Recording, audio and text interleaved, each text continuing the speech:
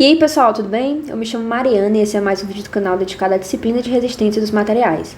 E no vídeo de hoje a gente vai resolver a questão 4.129, que diz o seguinte: o momento M é aplicado a uma viga com a seção transversal mostrada na figura, em um plano formando um ângulo com a vertical.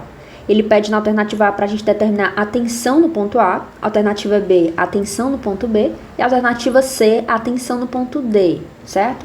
E aí, gente, o primeiro passo é observar as informações que a gente tem aqui na figura, tá? Esse momento M que ele se refere no enunciado é esse momento aqui, ó, de 1130 kNm. E esse ângulo que ele diz formar com vertical é esse ângulo aqui, ó, de 20 graus que forma, né, esse 20 graus aqui em relação ao eixo Y, o eixo da vertical, tá? Segundo passo, pessoal, é observar a rotação que esse momento está fazendo. Então, a gente vai, ó, redesenhar essa rotação para o quadrante que a gente tem, né, o momento. Então, o quadrante que a gente tem o momento é esse aqui. Então, a gente vai tentar reescrever nessa rotação, tanto para o eixo Z, aqui no nosso quadrante, como para o eixo Y aqui, também nesse mesmo quadrante, tá? Então, ó, redesenhando essa figura com esses eixos individualmente, né? Então eu tenho aqui, ó, essa mesma figura, só que agora representada somente com o eixo Z e somente com o eixo Y. E aí eu vou redesenhar aqui aquela rotação, tá? Então a gente viu, né, que para o eixo Z a gente tem a rotação nesse sentido e para o eixo Y nesse sentido. Isso quer dizer que, de acordo com essa direção, esse sentido da nossa rotação do nosso momento, a gente tem indicando, né, que a parte superior ao eixo Z a gente tem uma região de compressão, então região negativa, e aqui para o eixo Y, é a parte à direita do eixo Y, a gente tem aqui, ó, a indicação de que o lado direito a esse eixo é uma região de compressão, tá? Então é região negativa. Então isso quer dizer que se a parte de cima é uma região compressiva, a parte de baixo, né, é uma região trativa, não, uma região positiva. E aqui no eixo Y a gente tem que a parte da esquerda é uma região trativa, uma região positiva, tá? Então o primeiro passo é esse. Para facilitar a nossa identificação aqui de forma mais fácil, eu vou fazer aqui uma achura, tá? Nas regiões aqui de compressão, tá? Com essas linhas aqui inclinadas na cor azul, certo? Segundo passo, pessoal, é calcular o momento tanto para o eixo Z como para o eixo Y, né? Então, ó, nós temos aqui um ângulo de 20 graus, né, que forma aqui com a vertical. Só que se eu espelhar esse ângulo, eu consigo trazer esse ângulo aqui para o meu quadrante, né? Então, se eu espelho o ângulo de 20 graus, ele fica localizado aqui, ó. Então, esses 20 graus é em relação ao momento e o eixo Z, tá? Entre o eixo Z e o momento. Então, se o momento em relação ao eixo Z, né? Então, ó, momento Z, ele está colado com esse ângulo de 20 graus, eu vou ter, ó, 1130, que é o valor do momento, vezes o cosseno do ângulo, ou seja, o cosseno de 20 graus. Já que para o eixo Z eu tenho o cosseno, então para o eixo Y eu tenho o seno. Então, momento em Y é igual a 1130 vezes o seno, né, de 20 graus. Dessa forma, né, eu vou obter aqui, ó, trazer um pouco aqui para baixo, vou obter aqui que o meu momento em Z vai ter o valor de quanto? 1061,85 Nm, tá? E o momento em Y a gente vai obter aqui no valor de 386,48 também Nm. E você deve estar se perguntando, Marina, por que Nm, se aqui no meu enunciado, né, na minha figura, ele traz o momento em kNm? Gente, quando a gente transforma de kNm para Nm, vai dar o mesmo valor, né? Porque a gente vai dividir por 10 a menos 3, depois multiplicar por 10 a terceira, então dá a mesma coisa. Então, ó, já que a gente já calculou o momento, só lembrando, ele tá pedindo pra gente fazer o que na questão? Ele tá pedindo pra gente calcular a tensão, né? Então, tensão, ó, é igual a mais ou menos mz vezes y, dividido pela inércia em z, mais ou menos o momento em y, vezes z, dividido pela inércia em y, tá? Então, ó, a gente acabou de calcular os momentos. Então, a gente tem o mz e o my. Tá faltando o quê pra gente? Tá faltando a inércia, tanto em z como em y, e essas distâncias, que a gente vai conversar já já, né? Que distâncias são essas? Então, ó, vou tirar um pouquinho essa equação daqui pra gente poder calcular as inércias, tá? Vou começar aqui, pessoal, calculando a inércia em z, tá? Então, inércia em z, como a gente lembra, né? Inércia é o somatório do y barra mais a área vezes a distância ao quadrado, tá? Como aqui a gente vai ter, ó, uma figura que a gente pode dividir ela, né, em dois retângulos. Então, eu vou dividir aqui, ó. Vou chamar esse retângulo aqui de retângulo 1, tá? E esse retângulo aqui, ó, de retângulo 2, para facilitar aqui nossos cálculos. Mesma coisa aqui para o eixo Y, certo? Nós temos aqui dois retângulos. Então, vamos lá. Como a gente tem dois retângulos, a inércia do retângulo, nesse Y barra, vai ser o quê? BH3 sobre 12, né? Então, ó, para o eixo Z, eu vou ter que a inércia em Z é igual a base do retângulo 1 vezes a altura do retângulo 1 ao cubo sobre 12, mais a área vezes a distância ao quadrado, somando com a base do retângulo 2 vezes a altura do retângulo 2 mais a área vezes a distância ao quadrado. Então, ó, vou só repetir aqui o que eu já tenho e vou substituir esses valores pela base do 2 e a altura do 2, tá? Então, ó, base do retângulo 2 e a altura do retângulo 2, certo? Então, agora vamos saber aqui quem é a base, quem é a altura, quem é a área e quem é a distância, tá? Então, vamos lá. Observando agora para o retângulo 1, que é esse primeiro termo aqui, ó, vamos ver quem é a base, quem é a altura, né? Bom, pessoal, lembrando que eu tô fazendo inércia do eixo Z. Então, a base é a aresta paralela ao eixo. Então, para o retângulo 1 aqui, a minha base vai ser essa distância, que se eu retomar aqui a minha figura, ó, essa distância é 50,8, tá? E a altura é a aresta paralela ou perpendicular? Bom, a minha base é paralela ao eixo, então minha altura é a perpendicular ao eixo. Então, é essa aresta aqui, tá? Que aresta é essa? É essa daqui. E qual é a altura dela? É o somatório de 76,2 mais 50,8 mais 76,2 de novo. Então, vamos agora substituir os valores aqui embaixo, certo? Então, ó, a base, né? Então, a inércia em Z é igual a base do retângulo 1, que a gente viu que é 50,8, vezes a altura, que é aquele somatório que a gente viu, né? Então, 203,2 ao cubo sobre 12, mais a área, que é 50,8 vezes 203,2, vezes a distância. Só que perceba, pessoal, a distância, essa distância que ele se refere aqui, ó, tanto para o retângulo 1 como para o retângulo 2, é a distância entre o centroide do retângulo que eu estou analisando até o meu eixo. E se você perceber, a gente não tem uma distância aqui, ó. Olha aqui onde é que está o centroide do meu retângulo. Tá bem no meio do retângulo, né? Então, tá bem aqui. E do meu segundo retângulo tá bem aqui. Existe alguma diferença nessa cota entre o centroide do meu retângulo e o meu eixo Z? Não tem, né? Então, essa distância é zero. Isso quer dizer que essa área aqui, ó, se essa distância é zero, essa área, quando você multiplicar pela distância, ela vai zerar. Então, ó, a gente só vai ter só esse termo aqui, tá? Então, ó, mais, agora olhando para o retângulo 2, quem é a base e quem é a altura do meu retângulo 2, né? Vamos verificar aqui agora através da figura. Lembrando que a base é a aresta paralela ao eixo. Então, ó, minha aresta paralela ao eixo é essa, e se a gente observar, né, que distância é essa, ó? 101,6, que é essa distância aqui, tá? E a minha altura é a aresta perpendicular ao eixo, ou seja, essa distância aqui, que é 50,8. Então, base 101,6 e altura 50,8. Então, vou substituir aqui, tá? Então, colocando aqui, nós teremos 101,6 vezes 50,8 ao cubo sobre 12, tá? Lembrando que, ó, vamos ver aqui se essa distância também é zero ou não. Então, ó, lembrando que a gente viu que ela zera também, né? A gente não tem uma distância entre o centroide e meu eixo, então essa distância é zero. Então, a área também automaticamente vai zerar, então a gente só vai ter só esse termo aqui também, tá? De tal forma que minha inércia, perceba que minhas cotas elas estão em milímetro, então a minha inércia dá em milímetro a quarta. Eu já vou transformar aqui, tá? Para metro a quarta, que é na unidade que a gente precisa. Então, a gente vai ter 3,6628 vezes 10 a menos 5 metro a quarta. Então, vou destacar aqui essa informação que é bem importante, tá? E agora a gente vai fazer a mesma coisa, pessoal, só que analisando agora para o eixo Y, certo? Então, ó, a inércia em Y, vou só afastar um pouco aqui pro lado pra gente conseguir fazer também aqui, tá? Então, ó, teremos a inércia em Y, a mesma coisa. Inércia em Y é igual ao somatório do Y barra mais a área vezes a distância ao quadrado. Também por se tratar de dois retângulos, né, a gente vai ter então o somatório de B 1 vezes H1 ao cubo sobre 12, mais a área vezes a distância ao quadrado. Isso aqui para o retângulo 1, e agora eu vou fazer esse mesmo somatório, né?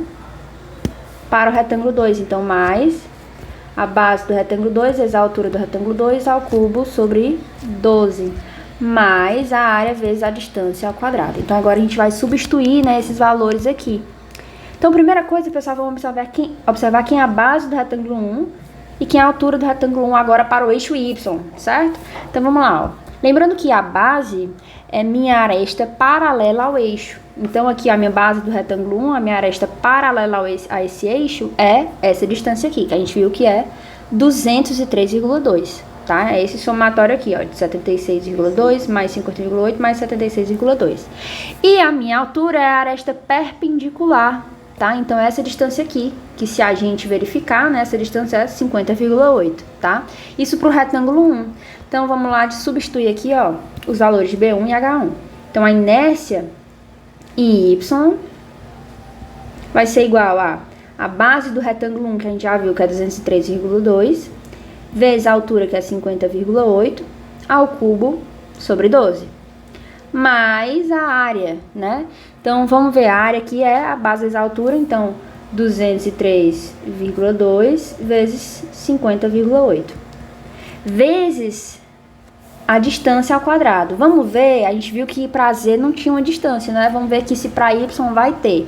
Lembrando que essa distância é a distância do centroide do meu retângulo até meu eixo, que eu estou observando, tá? Então, lembrando, o centroide do meu retângulo, ó, deixa eu só apagar aqui, está localizado bem aqui para o retângulo 1. E para o retângulo 2 está localizado bem aqui. Então, a gente tem sim uma distância, né? Eu vou chamar aqui essa daqui de D1 e essa daqui de D2, tá? Então, agora a gente tem sim umas distâncias, então aquele outro trecho lá da nossa equação não vai zerar, certo? Então, vamos agora substituir essas informações. Lembrando que D1 vai ser a metade, né? Já que ele é esse trecho aqui, ó. Então, vai ser a metade de 50,8. E D2 vai ser a metade de 101,6, que é esse comprimento aqui, tá? Então, vamos calcular agora continuar calculando a nossa inércia em Y, certo? Então, ó, a gente acabou de discutir, D1 vai ser quanto? 50,8 sobre 2, né? Vou colocar aqui, ó, 50,8 sobre 2 ao quadrado, tá? Então, vou fechar aqui e vou somar com a mesma coisa, só que agora para o eixo Z, certo? Então, mais, colocar aqui embaixo, certo? Quem é a base, quem é a altura do meu retângulo 2, certo? A base é a altura do meu retângulo 2, lembrando base, a aresta paralela ao eixo, e a altura a aresta perpendicular ao eixo. Então, nós teremos aqui que a nossa base vai ser 50,8 e a altura 101,6, tá? Então, vamos reescrever aqui. 50,8 vezes 101,6 ao cubo sobre 12, mais a área, que é 50,8 vezes 101,6, multiplicado pela distância 2, que a gente viu, né? Que vai ser 101,6 sobre 2. Então, vou adicionar essa informação aqui.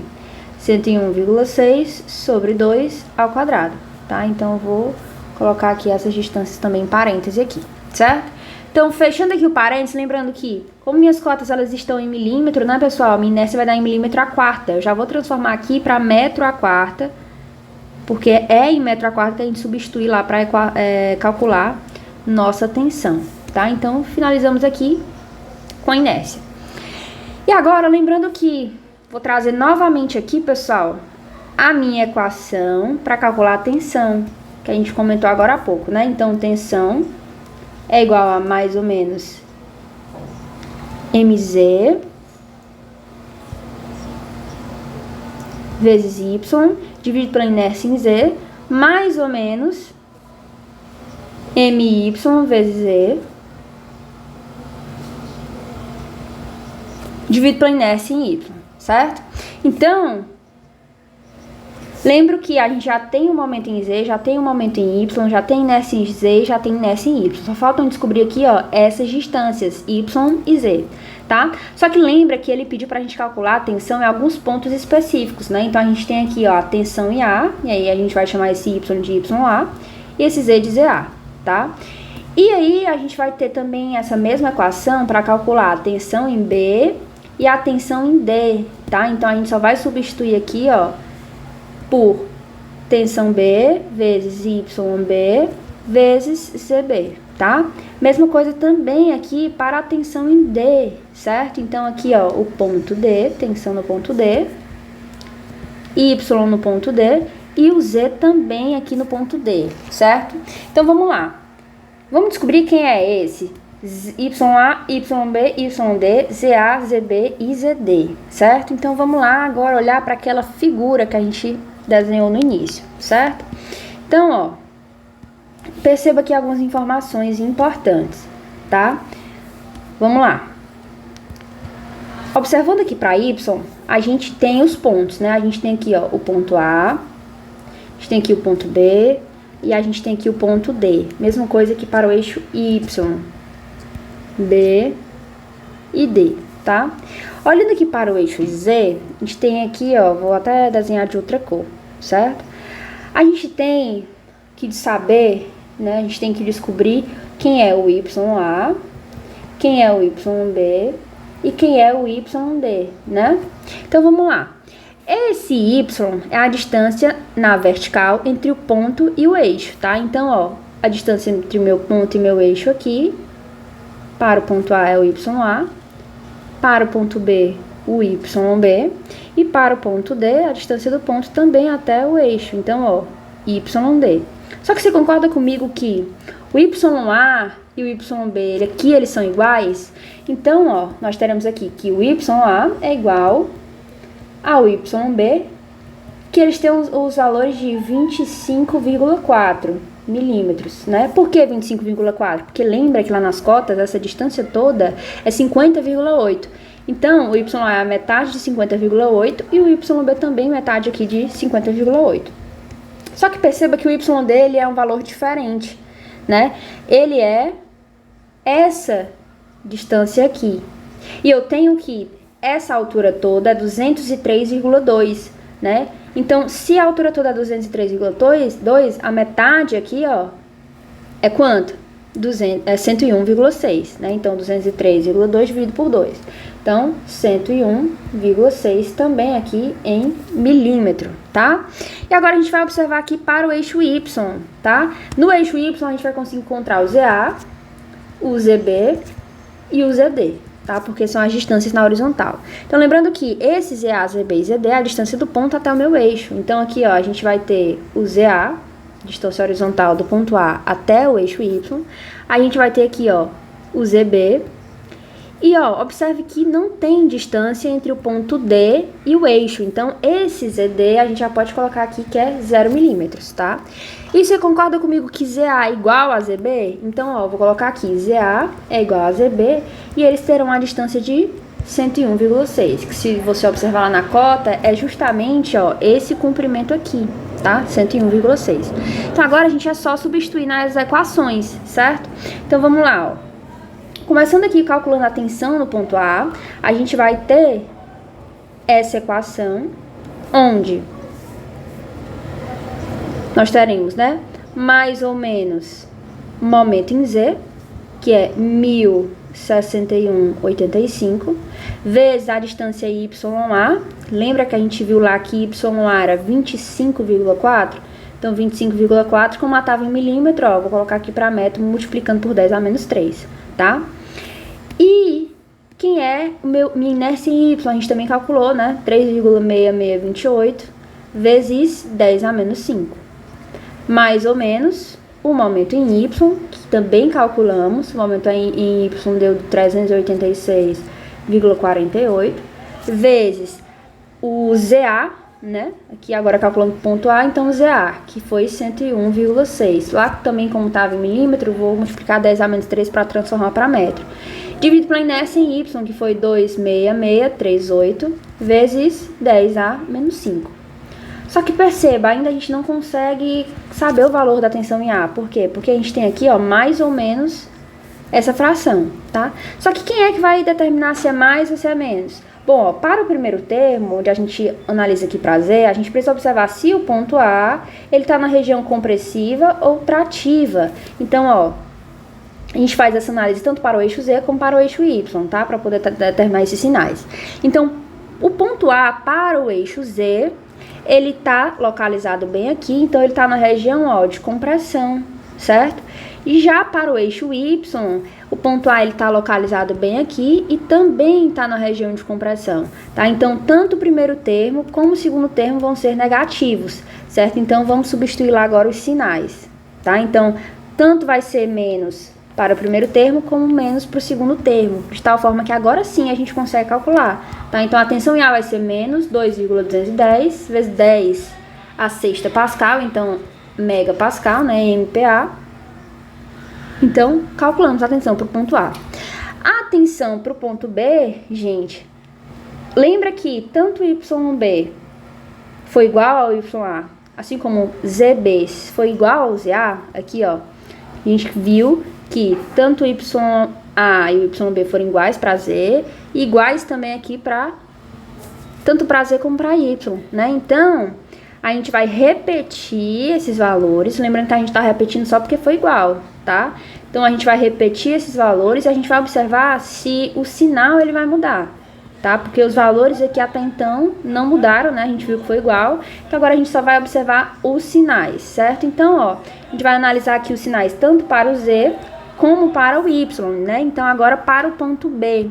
O ponto B, ele está localizado aqui, ó, e observe que agora, diferente do ponto A, ele está na região de tração, na região trativa, ou seja, o primeiro termo para Z é positivo. Já o segundo termo, né, que é para Y, ele está na região aqui negativa, ele está na região de compressão. Então, o primeiro termo positivo e o segundo termo negativo, tá? Então, vamos substituir agora os sinais lá para o ponto B, tá? Então, ó, primeiro termo, como a gente acabou de verificar, positivo, e segundo, negativo. De tal forma que agora a gente tem que a tensão no ponto B vai ser menos 0,738 vezes 10 a sexta Pascal, ou seja, a mesma coisa que em megapascal, né, MPa. Então, a gente agora já tem também a tensão em B, certo?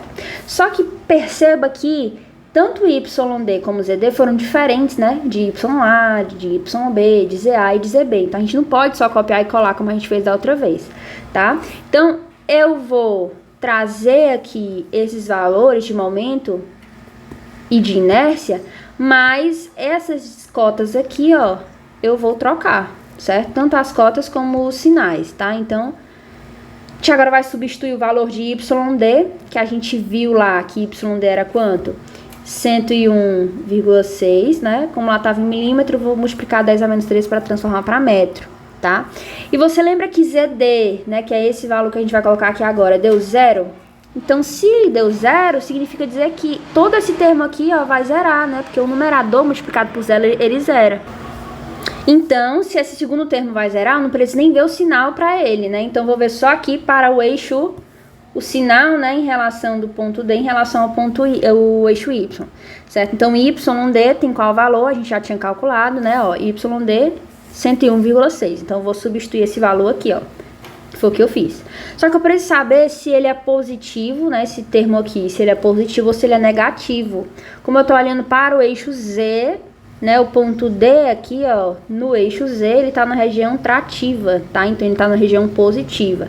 Então, o sinal que eu coloco aqui para esse primeiro termo é positivo, tá? Como esse segundo termo zero, eu nem vou me preocupar com qual sinal eu vou colocar ele, tá? Porque ele não vai me contribuir com nada. Então, a tensão no ponto D é mais 2,946 vezes 10 a sexta Pascal, ou seja, megapascal.